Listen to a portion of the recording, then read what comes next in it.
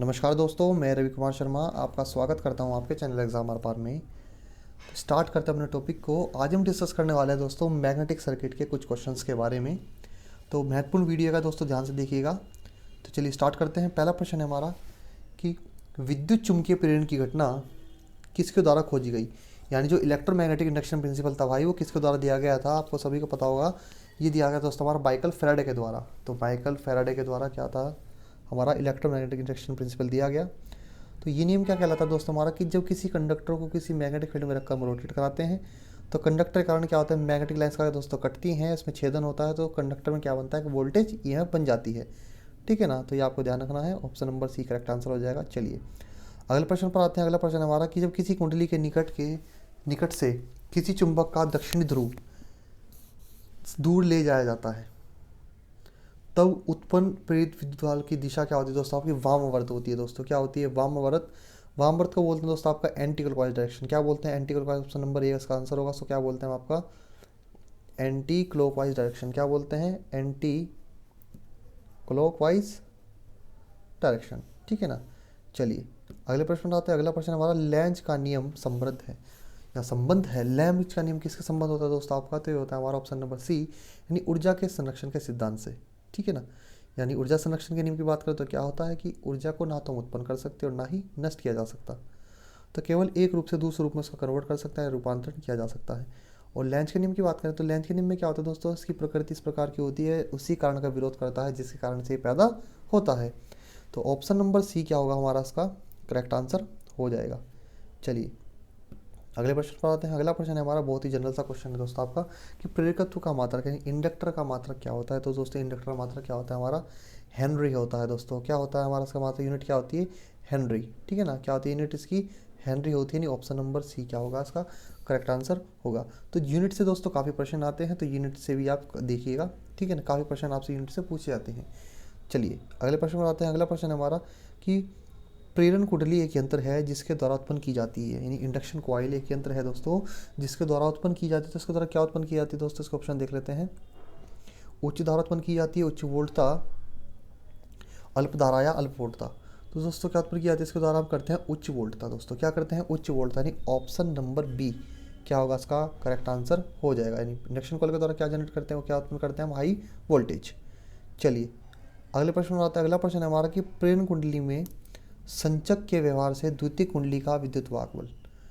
Induction कुंडली में तो संचक के व्यवहार से द्वितीय कुंडली का विद्युत वाहक, सेकेंडरी कुंडली का कॉइल का विद्युत वाहक कितना होता है दोस्तों, क्या होता है, इससे बढ़ जाता है, घट जाता है, अपरिवर्तित रहता है या शून्य हो जाता है। तो दोस्तों क्या होता है हमारा, बढ़ जाता है। दोस्तों क्या होता है दोस्तों हमारा, बढ़ जाता है। सेकेंडरी कुंडली का ईएमएफ क्या होता है दोस्तों हमारा, बढ़ जाता है। ठीक है ना। तो ये आपको ध्यान रखना है। ऑप्शन नंबर ए क्या होगा इसका करेक्ट आंसर हो जाएगा। चलिए अगले प्रश्न पर आते हैं। अगला प्रश्न हमारा कि किसी कुंडली की स्वयं प्रेरकत्व माप होती है। किसी कुंडली की स्वयं प्रेरकत्व यानी सेल्फ इंडक्टेंस माप होती है। क्या माप होती है दोस्तों, तो इसका हो जाएगा विद्युतीय जड़त्व की। दोस्तों किसकी माप होती है हमारी, विद्युतीय जड़त्व, इनर्शिया। ठीक है। तो ऑप्शन नंबर ए क्या होगा इसका करेक्ट आंसर, आपका राइट आंसर हो जाएगा। चलिए अगले प्रश्न पर आते हैं। अगला प्रश्न हमारा कि चुंबकीय क्षेत्र में किसी बल रेखा के लंबवत में से, चुंबकीय क्षेत्र में किसी बल रेखा के लंबवत तल से गुजरने वाली चुंबकीय बल रेखा की कुल संख्या कहलाती है दोस्तों। तो ये क्या कहलाती है दोस्तों हमारी, ये कहलाती है हमारी चुंबकीय फ्लक्स। क्या कहलाती है, मैग्नेटिक फ्लक्स। यानी चुंबकीय क्षेत्र में किसी बल रेखा के लंबवत तल से, यानी बल रेखा के लंबवत तल से गुजरने वाली बलों रेखाओं की कुल संख्या क्या कहलाती है, आपकी चुंबकीय फ्लक्स कहलाती है, यानी मैग्नेटिक फ्लक्स। यानी ऑप्शन नंबर डी क्या होगा इसका करेक्ट आंसर होगा। चलिए अगले प्रश्न पर आते हैं। अगला प्रश्न है दोस्तों हमारा एक वेबर बराबर होता है। तो बहुत ही जनरल क्वेश्चन दोस्तों, एक वेबर बराबर कितना होता है हमारा, 10⁸ मैक्सवेल का होता है। दोस्तों कितना होता है, 10⁸ मैक्सवेल, 10⁸ मैक्सवेल। यानी ऑप्शन नंबर सी क्या होगा इसका करेक्ट आंसर होगा। ठीक है ना। कितना होता है दोस्तों, एक वेबर बराबर 10⁸ मैक्सवेल होता है। ठीक है। तो ये आपको इसमें याद रखना है।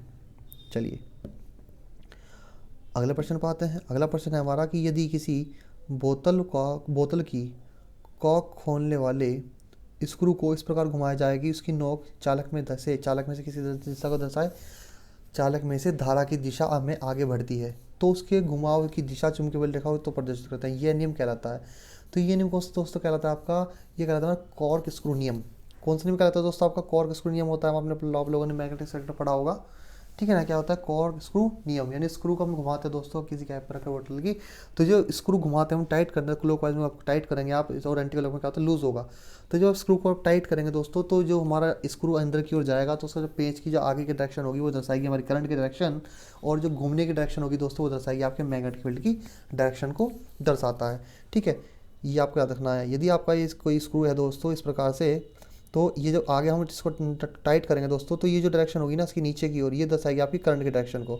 और जब इसको आप घुमाएंगे इस प्रकार से क्लॉकवाइज या एंटी क्लॉकवाइज, ठीक है, आप क्लॉकवाइज या एंटी क्लॉकवाइज जब इसको घुमाएंगे दोस्तों, तो ये दर्शाते हैं आपके मैग्नेटिक फील्ड की डायरेक्शन को। ये किसको दर्शाएंगे आपका मैग्नेटिक फील्ड की डायरेक्शन को, और जिधर स्क्रू हमारा आगे बढ़ेगा दोस्तों वो दर्शाएगा किसकी करंट की डायरेक्शन को। तो इस बात का आपको याद रखना है। चलिए अगले प्रश्न पर आते हैं। अगला प्रश्न है हमारा, यदि चालक के दाएं हाथ की मुट्ठी में इस प्रकार, यदि चालक को दाएं हाथ की मुट्ठी में इस प्रकार पकड़ा जाए कि अंगूठा चालक में से धारा की दिशा की दर्शाए, तो अंगुलियां चुंबकीय बल रेखा की दर्शाती हैं। तो दोस्तों ये कौन सा नियम कहलाता है? ये कहलाता है दोस्तों हमारा दायां हस्त नियम। क्या कहलाता है दोस्तों? हमारा राइट हैंड रूल, या राइट हैंड रूल कहलाता है दोस्तों। क्या कहलाता है आपका? Right hand rule. ठीक है, या आप इसको बोल सकते हैं, हमने थंब रूल सुना होगा भाई, तो इसका ऑप्शन नंबर क्या होगा? ऑप्शन के अकॉर्डिंग तो ऑप्शन नंबर सी क्या होगा? राइट आंसर होगा। या आपका कंडक्टर है भाई, आपने, ठीक है ना, दाएं हाथ में कंडक्टर इस प्रकार से पकड़ लिया आपने, ठीक है ना, आप इसको पकड़ेंगे तो आपका जो थंब होगा यहाँ पर, ये थंब किसकी दिशा को दर्शाएगा दोस्तों? आपका करंट की डायरेक्शन को। और जो आपकी दोस्तों यहाँ पर उंगलियाँ होंगी आपकी, ठीक है, तो वो क्या होंगी हमारी? दर्शाएंगे दोस्तों आपकी, ये हमारी उंगलियाँ होंगी, ये दर्शाती है हमारे मैग्नेटिक फील्ड की डायरेक्शन को दोस्तों। किसकी डायरेक्शन को? मैग्नेटिक फील्ड की। तो ये कौन सा नियम कहलाता है हमारा भाई? दायां हस्त नियम, राइट हैंड रूल, इसको आप थंब रूल भी दोस्तों बोल सकते हैं। चलिए अगले प्रश्न पर आते हैं। अगला प्रश्न है हमारा, यदि कुंडली को दाएं हाथ की मुट्ठी में इस प्रकार पकड़ा जाए कि उंगलियों की दिशा कुंडली में से धारा प्रवाह की दिशा दर्शाती है, तो अंगूठा कुंडली के उत्तरी ध्रुव को प्रदर्शित करेगा, जिसे कहते हैं दोस्तों, यदि किसी कुंडली को दाएं हाथ की मुट्ठी में इस प्रकार पकड़ा जाए कि उंगलियों की दिशा कुंडली में से धारा प्रवाह की दिशा दर्शाती है, तो अंगूठा कुंडली के उत्तरी ध्रुव को प्रदर्शित करता है, जिसे कहते हैं दोस्तों, इसको हम बोलते हैं, आपका बहुत ही जनरल सा प्रश्न है, भी कई बार पूछा जा चुका है परीक्षा में। इसको कहते हैं दोस्तों हेलिक्स का नियम। क्या बोलते हैं? हेलिक्स का नियम। यानी option number C correct answer होगा। आपने पढ़ा होगा दोस्तों इस प्रकार की एक सोलेनोइड होती है हमारी, ठीक है, इस प्रकार से। तो इसमें क्या होता है भाई हमारा, एक मिनट इसको यहाँ पर बना देते हैं थोड़ा सा। ये देखिए, ये हमारा कोई क्या हो गई दोस्तों, कोई हमारी सोलेनोइड हो गई। इस प्रकार से क्या होते हैं इसमें टर्न्स होते हैं भाई, ठीक है।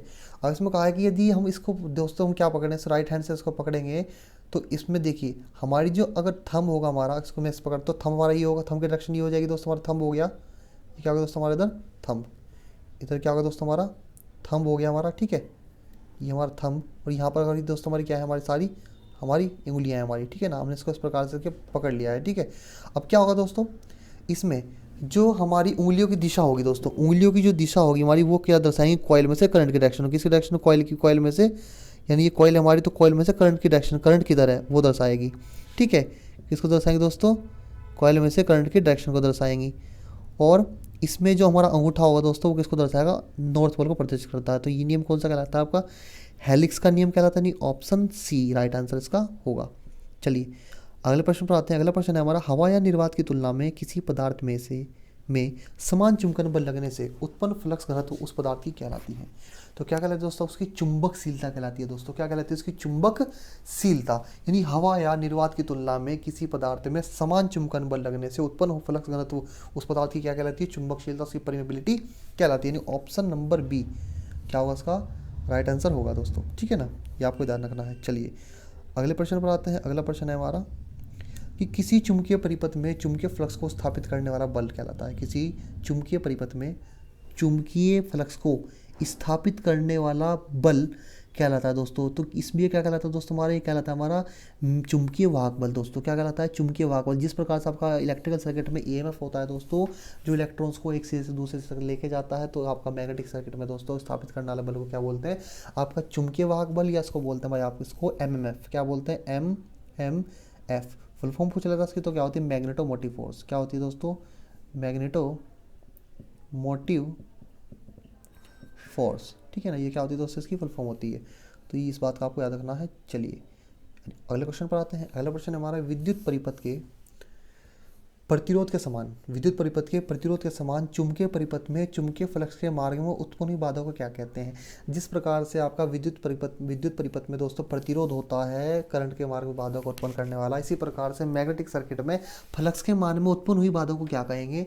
तो दोस्तों उसको हम क्या कहेंगे, उसको हम कहते हैं आपका रिलक्टेंस। क्या कहते हैं उसका, आपका रिलक्टेंस कहते हैं। नहीं, ऑप्शन नंबर बी क्या होगा इसका आपका राइट आंसर हो जाएगा। ठीक है, क्या बोलते हैं इसको, आपका रिलक्टेंस इसको हम बोलते हैं। ठीक है, तो भाई ये बहुत से जनरल सी चीज़ें होती हैं, ये आपको सभी को पता होनी चाहिए। ठीक, काफ़ी बार पूछी जाती है भाई आपसे। ठीक है ना, परीक्षा में काफ़ी बार क्या होता है, इनसे क्वेश्चन बनता है, तो ये आपको इसमें याद रखना है। ठीक है, चलिए अगले प्रश्न पर आते हैं। अगला प्रश्न है हमारा, किसी पदार्थ का वह गुण जिसके कारण वह अवशिष्ट चुंबकत्व को धारण करता है कहलाता है। तो दोस्तों किसी पदार्थ का वह गुण जिसके कारण वह अवशिष्ट चुंबकत्व को धारण करता है, तो वो क्या कहलाती है उस पदार्थ की, वो कहलाती है दोस्तों आपकी रिटेंटिविटी। क्या कहलाती है, रिटेंटिविटी कहलाती है। रिटेंटिविटी तो रिटेंटिविटी को क्या बोलते हैं, आपको धारणशीलता बोलते हैं। क्या बोलते हैं, धारणशीलता।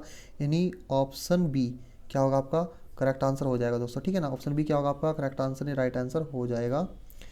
चलिए नेक्स्ट प्रश्न पर आते हैं। नेक्स्ट प्रश्न है हमारा, ये देखिए हमारा, ये हमारे जितने मटेरियल्स हैं भाई, हमारे नियम हो गया ये हमारे, तो किस में हमारे किस श्रेणी में आते हैं, तो किसकी श्रेणी में आते हैं दोस्तों हमारे, इनको हम बोलते हैं आपका अणुचुंबकीय पदार्थ। दोस्तों किस में आते हैं सारे, हमारे अणुचुंबकीय पदार्थ की श्रेणी में आते हैं दोस्तों। क्या आते हैं, सारे अणुचुंबकीय पदार्थ की श्रेणी में आते हैं। ठीक है, चलिए अगले प्रश्न पर आते हैं। अगला प्रश्न है हमारा कि अपनी ही धारा के कारण कुंडली में विद्युत वाहक का उत्पन्न होना ही क्या कहलाता है। यानी अपनी ही धारा के कारण कुंडली में विद्युत वाहक बल का उत्पन्न होना ही कहलाता है, क्या कहलाता है दोस्तों आपका, तो ये कहलाता है भाई आपका स्वप्रेरण। क्या कहलाता है, स्वप्रेरण, सेल्फ इंडक्शन के कारण दोस्तों क्या होता है, हमारा स्वयं की कॉइल में क्या बन जाती है, विद्युत वाहक उत्पन्न हो जाती है। ठीक है ना, यदि आपकी भाई आपकी कॉइल है, ठीक है, और आपने इसमें क्या जोड़ा है दोस्तों, इसमें आपको सप्लाई से आपने कनेक्ट कर दिया, तो उस कॉइल में क्या बन जाएगा भाई आपका एक फ्लक्स बनेगा जो अल्टरनेटिंग स्वभाव का होगा। अब फ्लक्स में चेंज होगा तो कंडक्टर में क्या बन जाएगी, एक वोल्टेज बन जाएगी, जिसको आप क्या बोलते हैं, ईएमएफ, इंड्यूस्ड ईएमएफ बोलते हैं। क्या बोलते हैं इसको आप, ईएमएफ बोलते हैं। ठीक है, चलिए अगले प्रश्न पर आते हैं। इसका आंसर क्या हो जाएगा दोस्तों आपका स्वप्रेरण। अगला प्रश्न है हमारा, प्रेरकत्व का मात्रक होता है। देखिए दोस्तों, फिर आपसे क्वेश्चन पूछा है कि प्रेरकत्व का मात्रक क्या होता है, तो अभी आपको बताया था मैंने आप लोगों को दोस्तों, क्या होता है आपका हेनरी होता है। क्या होता है, हेनरी। तो ये इंपॉर्टेंट प्रश्न होता है, यूनिट से काफ़ी प्रश्न बनता है भाई, यूनिट से आप जरूर देख के जाइएगा पेपर में। ठीक है, चलिए अगले प्रश्न पर आते हैं। अगला प्रश्न है हमारा कि ये किसी कुंडली में धारा प्रवाहित होने के कारण बगल में रखी दूसरी कुंडली में विद्युत वाहक बल का प्रेरित होना कहलाता है। क्या कहलाता है, यानी किसी कुंडली में धारा प्रवाहित करने के कारण बगल में रखी दूसरी कुंडली में भी विद्युत वाहक का प्रेरित होना, तो ये क्या कहलाता है भाई आपका, ये हमारा प्रोसेस जो कहलाता है अनोन्य प्रेरण कहलाता है। क्या कहलाता है, अनोन्य प्रेरण को आप बोलते हैं भाई आपका म्यूचुअल इंडक्शन। क्या बोलते हैं इसको, आप बोलते हैं म्यूचुअल इंडक्शन। क्या कहते हैं इस प्रोसेस को, म्यूचुअल इंडक्शन। की आपने एक कॉइल में क्या करी भाई, सप्लाई दी। ठीक है ना, मान लो हमारी दो कॉइल रखी थी, हमारी कॉइल ये है, कॉइल हमारी ये है, कॉइल फर्स्ट और कॉइल सेकंड। आपने कॉइल की को ए को क्या किया, आपने सप्लाई से कनेक्ट किया दोस्तों, तो इसके जो करंट फ्लो होगा दोस्तों, अल्टरनेटिंग स्वभाव का जो फ्लक्स बनेगा, जब हमारी सेकेंडरी कॉइल से लिंक करेगा दोस्तों सेकंड कॉइल से, तो उसमें भी क्या प्रोड्यूस कर देगा कि ईएमएफ को प्रोड्यूस करता है दोस्तों। तो उस प्रोसेस को हम क्या बोलते हैं, म्यूचुअल इंडक्शन बोलते हैं। क्या बोलते हैं, म्यूचुअल इंडक्शन, अनोन्य प्रेरण को बोला जाता है। तो ऑप्शन नंबर बी इसका करेक्ट आंसर होगा। चलिए अगले प्रश्न पर आते हैं। अगला प्रश्न है हमारा कि किसी कुंडली में उत्पन्न प्रेरित विद्युत वाहक बल, किसी कुंडली में उत्पन्न प्रेरित विद्युत वाहक बल कुंडली से संबंध चुंबकीय फ्लक्स के परिवर्तन की दर के अनुक्रमानुपाती होता है, जिससे कहते हैं दोस्तों, जिससे क्या कहते हैं भाई, हम इसको कहते हैं फैराडे का विद्युत चुंबकीय नियम। यानी किसी कुंडली में उत्पन्न प्रेरित विद्युत वाहक बल कुंडली से संबद्ध चुंबकीय फ्लक्स के परिवर्तन की दर के दोस्तों क्या होता है आपका अनुक्रमानुपाती होता है दोस्तों। क्या होता है, अनुक्रमानुपाती होता है, जिससे क्या कहते हैं फैराडे का विद्युत चुंबकीय प्रेरण नियम। ठीक है ना, तो ये आपको याद रखना है दोस्तों। आपकी कॉइल में इतना प्रोड्यूस, जितना आप दोस्तों फ्लक्स में चेंज ज़्यादा होगा उतना ही क्या बनेगा, हमारे वोल्टेज बनेगा। जितना फ्लक्स में आप चेंज करेंगे उतना ज़्यादा वोल्टेज बनेगा, तो उसको बोलते हैं फैराडे का विद्युत चुंबकीय प्रेरण नियम, ऑप्शन बी। अगला क्वेश्चन है हमारा कि ऊर्जा संरक्षण के सिद्धांत का पोषण करता है। तो भी आप लोग को बता दें दोस्तों, ऊर्जा संरक्षण के सिद्धांत का पोषण कौन करता है, तो कौन करेगा भाई, इसको करेगा लेंज लॉ, लेंज का नियम। ऑप्शन ए क्या होगा करेक्ट आंसर होगा दोस्तों। क्या बोलते हैं इसको, लेंज लॉ। ठीक है ना, यानी लेंज लॉ क्या करेगा, इसका पोषण करेगा। चलिए अगला प्रश्न है हमारा कि भंवर धाराओं की खोज करता है। भंवर धाराओं की खोज करता है। तो कई बार पूछ लेते हैं भंवर धारा की खोज करता क्या होता है दोस्तों, फूको। क्या बोलते हैं इनको, फूको। यानी भंवर धारा की खोज करता कौन है आपके, फूको। यानी option number C correct answer आपका हो जाएगा। चलिए अगले प्रश्न पर आते हैं। अगला प्रश्न है हमारा और लास्ट प्रश्न है दोस्तों हमारा, इसको बोलते हैं कि किसी इंडक्टर द्वारा एसी प्रवाह के लिए प्रस्तुत किया जाने वाला विरोध कहलाता है। किसी इंडक्टर द्वारा एसी प्रवाह के लिए प्रयुक्त किया जाने वाला विरोध कहलाता है। क्या कहलाता है, प्रतिघात कहलाता है, प्रतिबाधा, प्रतिरोध या प्रवेशता। तो उसको क्या बोलते हैं दोस्तों, प्रतिघात कहलाता है। क्या बोलते हैं उसको, प्रतिघात यानी रिएक्टेंस। क्या बोलते हैं आपको भाई, इसको बोलते हैं प्रतिघात को हम क्या बोल सकते हैं आपका, रिएक्टेंस इसको हम बोल सकते हैं। यानी ऑप्शन नंबर ए क्या होगा आपका राइट आंसर हो जाएगा, यानी करेक्ट आंसर हो जाएगा। तो दोस्तों ये थे आज के कुछ आपके महत्वपूर्ण प्रश्न। ठीक है, नेक्स्ट वीडियो में फिर आगे लेके आएंगे आपसे आगे का प्रश्न। अगर आप लोगों को वीडियो पसंद आई हो तो दोस्तों लाइक करें, ज़्यादा से ज़्यादा शेयर करें, और अभी भी अगर आपने चैनल को सब्सक्राइब नहीं किया तो चैनल को सब्सक्राइब कर दीजिए। फिलहाल आज की वीडियो में इतना ही कहना चाहूँगा, धन्यवाद।